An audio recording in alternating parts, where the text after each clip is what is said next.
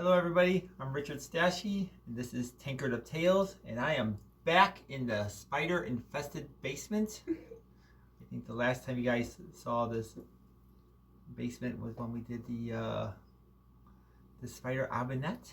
Omelette. Omelette? So say it wrong. Okay. So we're going to talk about Alright. what you've been obsessed with the past 9 months. Is this really 9 months? It's been a long time. This rabbit hole that I've been into has been a very interesting rabbit hole. I've been really engulfed into this little research I've been doing too. I really want to talk about the movie The Shining and talk about the Wendy Theory. It started with the Wendy Theory. Then you went down this Shining rabbit hole. You were about to die on the hill I still am about for the Wendy Theory. But after your obsession took you down many other paths, you have a whole new respect, I guess, for the Shining movie, right? Yes. And you need to get this off your chest. I think that's important. And yes, I really would like to get it off my chest. I've been very obsessed with it, and it's and to the point that I keep fumbling around how I really want to talk about the subject. So I'll help you today. Yes, my wife is going to help me today. Basically, she's going to ask me some questions, and I'm going to probably. Well, we're going to have a little discussion about it. Okay, well. So let's start with this Rob Navarro Wendy Theory video. All right. So you found this video. Yes, I found this video, I guess about like 9 months ago. It's been a while. It's been a while, and I swear to God, I probably watched this video at least 5 times. It's a 40-minute long video too. Right. So for those of you who haven't heard of this Rob Navarro YouTube channel has 3 videos uploaded to it. 2 of them I feel like are throwaway superhero 5 to 10 minute videos about, I don't know, some observations that I don't really feel are that compelling. Yeah. But then there's the first video that was uploaded, which is the Shining Wendy Theory video, 40-minute plus video. It's over a year old now. It has about 750,000 views as of December 2021. Other videos don't have that many views. This YouTube channel is kind of suspicious. The narration of these videos is an AI narrator.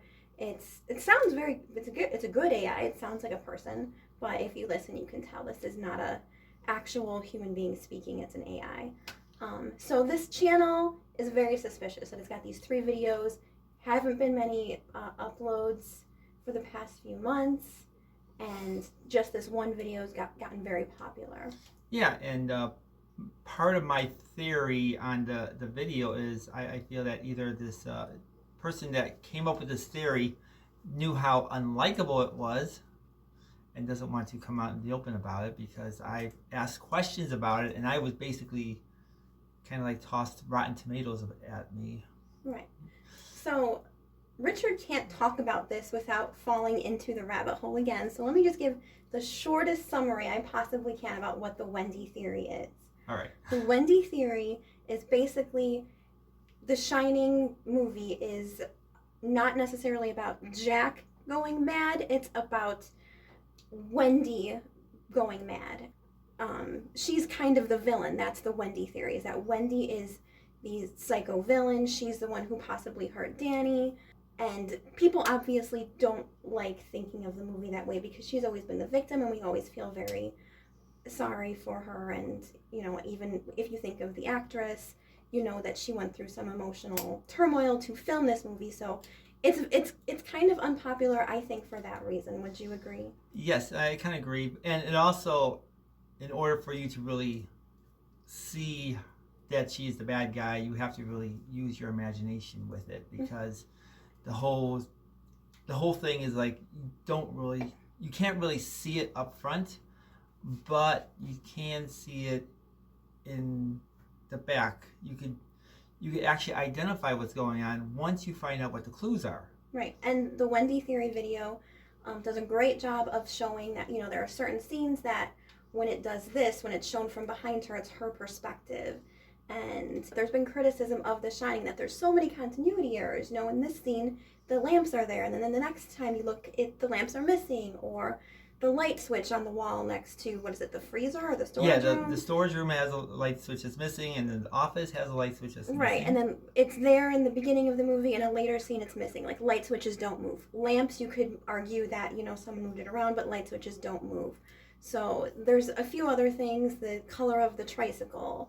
The color of the tricycle. There's actually a lot of things, if you really, really watch the movie, that seem to change in the background or change in one scene and not in another. And this is something that's been known about The Shining for years. It's not necessarily related to the Wendy Theory, but it's... Yeah, because originally people kind of thought that Stanley Kubrick was kind of like playing with your psyche. I think that's right. Right, trying to play like a psychological game to make you uneasy. You don't know that something's wrong or something's missing, but you feel different about this scene now than you did before. Because we're looking at the place we're looking at it as a haunted house, but we're not looking at it as a haunted house with cobwebs, spiders, creaky doors, and everything else like that. That's the continuity errors that some people kind of thought that gives you the uneasy, settling, like stuff are going on. The continuity errors, I think many people have agreed after years of knowing Stanley Kubrick is sort of like a genius filmmaker. He would not have made an error unless he intended to do this, which is where the psychological game comes in. The Wendy Theory takes it a step further and says, when you see these things differently, that's Wendy's perspective. That's Wendy having a hallucination. This isn't really happening. This is what Wendy thinks is happening. So if you watch the movie again and you watch it from the Wendy Theory perspective, you could go down that line of thought and think, maybe there is something to this theory. It's an interesting theory. I personally don't like it. I'm one of those people that agree that Wendy seems like the victim to me, and I have deep feelings for her. I feel for her, and I'm not going to say that she's the villain. I feel like she loves her son. She cares about him. She's not going to hurt him.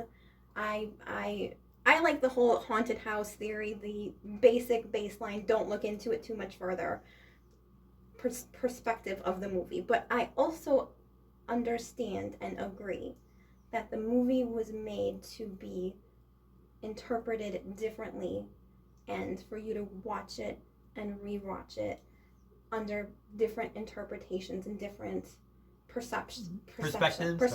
Yes. So that's the Wendy Theory in a nutshell. Would you agree? Did I miss something? No, you did it really good. Better than I would. I would end up rambling off for another 30 minutes. So a couple other very popular Shining theories are, it has something to do with a fake moon landing because of the Apollo 13 sweatshirt and the 237 room number, which is different from the book, but it's the number of light years the moon is from the Earth or something, right? Or miles or something. Yeah, something about something miles. Like that. I don't know. I'm sorry. I don't know, but I think those are the main supporters of the fake moon landing. I think that's BS. Do you not think that's BS? I think it's kind of BS, but I also feel that Stanley Kubrick incorporated at least those type of Easter eggs into the story, because I believe, and this is the rabbit hole that I've fallen into, is I believe that he was really inspired from the movie Eraserhead. Oh, yeah, he was inspired by the movie Eraserhead. That's but I think he was really, this was his version of remaking Eraserhead, I think. And what he basically did is threw a whole bunch of Easter eggs. And around the late 70s, you had Star Wars, which is really, really huge. Mm-hmm. And there was a movie called Capricorn 1, which is basically a story about astronauts doing a fake Mars landing, which is also kind of a huge story too. And I would believe that this moon landing theory could either go either or. It doesn't really say that he's actually faked the moon landing himself. I just think he just kind of put that Easter egg in there. It's just a reference to the moon landing at most. That's what I think. Yeah. So aside from that, Richard has noted in the beginning of the movie, Wendy is reading Catcher in the Rye. So aside from the moon landing, there's other references to historic events like Jamestown with the Kool-Aid appearing and reappearing in the shelves in the storage room. JFK, the manager looks exactly like JFK. Yeah. So, and Richard noticed The Catcher in the Rye in the beginning of the movie. Wendy's reading it. She's got some dog ear folds on some pages. And now he cannot find the source for this, and it is driving him crazy. But he recalls that there was... No, I found other people sourcing this information Right. into their story, and the conspiracy. Sourcing that Lee Harvey Oswald, who is noted as supposedly the person who killed JFK, although that's also debated, Yes. but that Catcher in the Rye was found in his house when, his house was raided by the FBI. Yeah, when the FBI And raided. there were dog ear folds in Catcher in the Rye, the Yes. book that Richard says, and he had found articles and other notations that the FBI thought that the dog ear folds in Catcher in the Rye were more important than Animal Farm and Mein Kampf that they found in Lee Harvey Oswald's residence, among other things that might actually be more damning to, someone having violent behavior. The FBI said, or someone said, maybe it wasn't the FBI, that this Catcher in the Rye book had more significance to him being the assassin. Who knows, really? But the interesting thing is Richard can't find any real evidence other than hearsay and maybe a couple of news articles from the 90s and later that reference that Lee Harvey Oswald may have been in possession of this book. Yes. Because the further back he looks, the less there is about it. And for anybody that doesn't know, The Catcher in the Rye is associated with assassins or people who supposedly assassinated or tried to assassinate John Lennon and Reagan, but both of those assassinations or assassination attempts happened after The Shining was made. So it's just very interesting that The Catcher in the Rye is in the beginning of this movie. If you go through the Wendy Theory perspective, it may be like Kubrick saying, Wendy has a violent... Well, according to Rob, violent streak that is related to this. According to Rob Navarro, when he introduced the Wendy Theory, he said that she's reading The Catcher in Rye, and Catcher in Rye is kind of known for people that have like psychotic or have some psycho outbursts. Yeah. And the thing is, like, when I saw it, I kind of clicked like, well, that's related to John Lennon, I thought, and I thought it was like after The Shining was actually made. And that's when I started doing some research. And then I actually found other people that were talking about the conspiracy theory about like mind control and stuff like that. And they do cite the JFK assassination with Oswald. And they do cite that there was a dog ear fold in the pages. And sure enough, when Wendy is putting the book down, there's almost a 10-second show or a 10-second reveal of the dog ear fold in the book. Right. So Kubrick has to be referencing that particular situation. But for that time, that's kind of that's a very interesting thing to note for someone who might have a violent streak, because at that time there was just the one assassination that was associated with that book, right? With JFK? Yeah. Yes and no, because it wasn't really they didn't really figure it was associated with JFK until I think after the John Lennon thing. That's because what happened was they started that to see a pattern. Well, what happened was John Lennon's killer sat down and he started reading The Catcher in the Rye, and I also found some people talking about that part where he's sitting down there reading the dog ear fold of the Catcher. Of his dog ear fold passage. Well, this is where I'm going to stop you, because The Catcher in the Rye is a whole different rabbit hole and maybe a whole different video. But Richard really found some significance with this Catcher in the Rye dog ear fold connected to JFK, since the movie has already got connections to JFK. Apparently, it's got like a reference with the manager. It might be significant. Maybe it's not. Maybe, just because The Catcher in the Rye was a controversial book at the time, that's all that it was meant to be. That is the other possibility, because it was a controversial book. Yeah, it was controversial outside of JFK. Yeah, and the other thing is, like, I kind of realized that since some people came up with the conclusion that he has a red book there, which we'll talk about that afterwards. Maybe Stanley Kubrick purposely got the most obscure reference possible. I think the reference is intended to be very, very hard to find. It's a whole other video, but okay. I really believe... I don't want to go down the red book rabbit hole either. The red book basically is a book by Carl Jung, who is a psychologist. It has something to do with dreaming and sleeping. But it does back up the Wendy Theory. It backs up the Wendy Theory a little bit, except for at the time the red book wasn't published, but however, people think Stanley Kubrick may have known about it. Also, the red book is also a hotel book that all hotels seem to have in them. It's some sort of like reference book, so it's a dual meaning book, possibly. Yes. If you go down the red book rabbit hole. Yes. You don't have to go down the red book rabbit hole, though. You don't have to. We wanted to post this video because, yes, Richard is going down rabbit holes left and right. He's absolutely obsessed with this, and I think it's an interesting topic to share. This Rob Navarro YouTube channel, I suggest you guys check it out.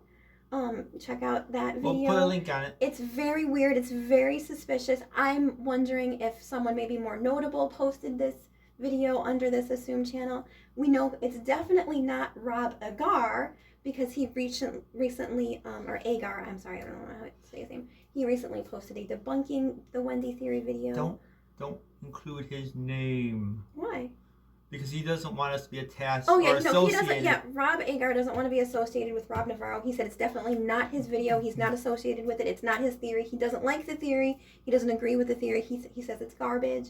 That's fine. Rob Ager does a lot of Shining videos. He's done a lot of analysis. He's done a lot of research for years and years and years. He's got some videos too. We suggest that you check those out as well. And there's even another guy Richard just watched who does another, like, he's also obsessed with The Shining and has been obsessed with the Wendy Theory. And I forgot his name, but we'll reference him too in the description. But it just seems like this Wendy Theory, people have either they really hate it or they're going down rabbit holes. And it has kind of made us have a new appreciation for The Shining, the movie, for the multiple different perspectives and interpretations you can have of this movie. I think they're all relevant. And this is why I kind of think that it's more like inspired from Eraserhead, because of the multiple perspectives and the multiple interpretations that we could have in it. Because you don't have to say like, oh, I believe the Wendy Theory straight up. You could actually believe that Jack's character is telling the story as he writes it away. So Eraserhead, if you haven't heard of it, it's a great movie by David Lynch. It took a long time to make. It's a really, really weird movie. It's a very standalone movie. There's not many other movies like it. But one of the interesting things about Eraserhead is David Lynch never really explained what it's about, and there's a lot of speculation about what it really is about. And he doesn't want to tell anybody because I think, in my mind, he wants you to interpret it differently. And we think that The Shining was intended to be interpreted differently and seen from different perspectives. No one interpretation is wrong. No one interpretation is right. I believe Stanley Kubrick said it's about a family who's going crazy. So that's one of the things I remembered. So when Richard was talking about this Wendy Theory thing, I was like, well, what if it's all just Jack or just Wendy and it's only one person and they have split personalities or multiple personalities? Maybe Wendy, Jack, and Danny are all the same person. And then if you look at it from that perspective, that makes sense too. You can make it work no matter, how you want to try to interpret it.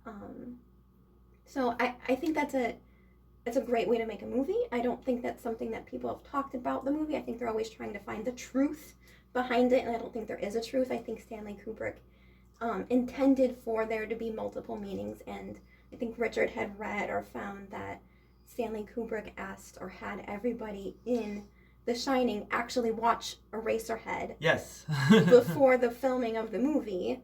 Yes, I don't know if they were in on it. Richard seems to think they were. I think Stanley Kubrick is 100% owning this movie and its multiple interpretations. I think it's meant to be like a motion picture hidden object sort of game, or dual image sort of thing, I think. And it's supposed to be a puzzle that you can see differently in different ways. What do you think? I think you should be sitting over here and telling the thing, because actually it's better than I could say it. Well, we might post some more videos about The Shining and the different rabbit holes. Richard has some theories about the maze. He may find some more stuff about Catcher in the Rye. Or if you guys actually know anything and post it up for me, that'll be great too. Yeah, and we invite you all to take the winter and watch The Shining over and over and over again. Thanks for watching this video, and hopefully it won't be a long gap for our next one. Yeah. Oh, that's not even a tankard today. It's coffee. It's coffee because I'm in a rabbit hole.